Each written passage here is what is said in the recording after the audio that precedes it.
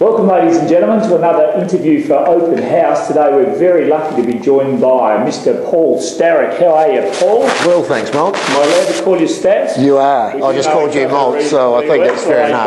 Yeah, fine, mate. Now, Paul, when I first met you, it was a long time ago in Cambodia, of all places. Yes, indeed. You were the deputy editor of the Advertiser back then. Yep. Correct? Pretty much. I was about to become. I was chief reporter at the time. Righto. Yeah. Then the deputy editor, which was an unbelievable role under Mel. Yeah, good fun, and learnt a lot about newspapers and indeed the way they're put together and the way a news story is developed, and I guess that builds upon stuff that you learn as a reporter. Yep. And then from there went into Adelaide Now, so into the digital side of things, and edited that. And we've, of course, now changed structure within our newsroom. So we've integrated the digital and newspaper or print operations. So my title's changed yet again to be News Director Digital. Beautiful, Paul. You've been on the move. Yes, indeed. Although I've one job in all that time. physically, no, but metaphorically, yes. I'll just go back to the paper, Dave. Yep. I would imagine that role, there'd be a fair bit of pressure. You've got to come up with a decent headline. Those papers have to sell. You only get one chance at it per day. Just talk us through that. Yeah, you're very conscious, particularly, well, two things, particularly when the editor's away and he's off overseas and, you know, you're the one doing it. Yeah. But also when he's not, obviously. This is a paper that goes to the whole state, that it's the newspaper for South Australia, and there's a responsibility that comes with that. You don't want to be getting things wrong. You don't want to be seen to be inflating stories beyond what they're worth, in colloquial language, beating things up. Yeah, sure. Because that might bring you if you were to do that, you might have a cheap, quick win, but long term you're going to do damage to the brand of the paper, and eventually readers will turn off. Yeah. Adelaide Now, going really, really well. Yeah, we've been really pleased. We've had a lot of big increase in what's called domestic unique browsers, i.e. people audience. Yep. That's been really good.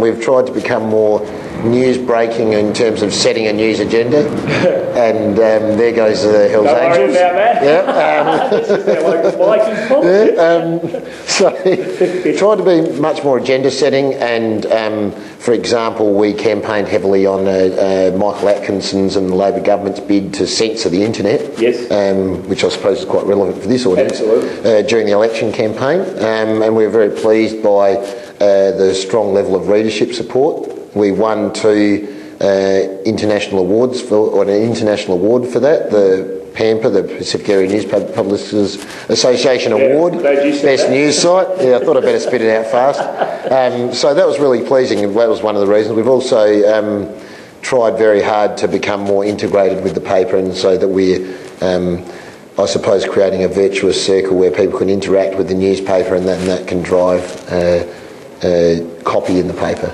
The thing that really, I reckon, your advantage of the Adelaide Now concept over your news is it can change all the time. So through the day, if I jump onto your site in the morning, lunchtime, on the way home and home, it's different. So you're breaking news the whole time. Yeah, and as news happens, we're able to bring it to the public quickly and in an accurate way, in a brand they can trust. So, you know, there are many bloggers out there, or on Twitter there are people who put forward their opinions and in some cases write about something that's happened, but clearly people want to go somewhere where they can trust that the story's right for the reasons that I mentioned before. So you have to apply the same news values and news judgment.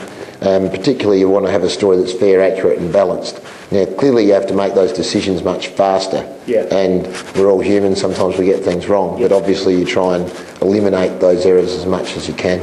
I'll be very interested in your response to this question. For a while we've thought that the print media, as time goes on, and particularly our children are so computer literate, and I don't think my children do read books and papers and things as much as they do.